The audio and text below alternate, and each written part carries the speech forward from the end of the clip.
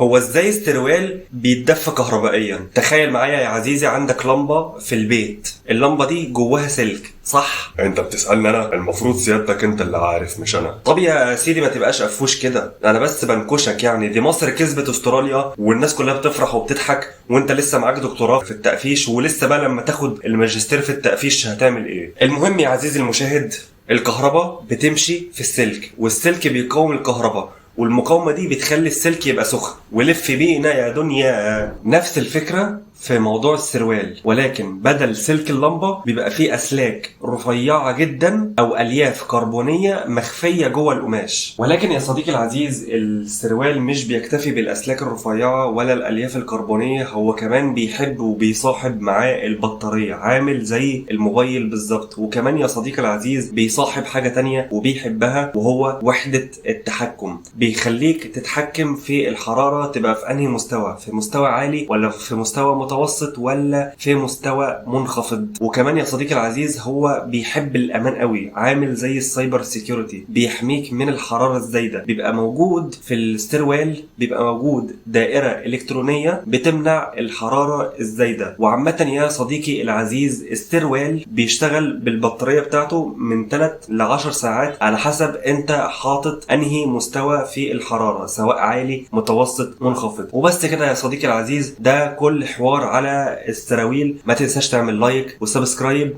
وتفعل زر الجرس عشان يوصل لك كل جديد. سلام.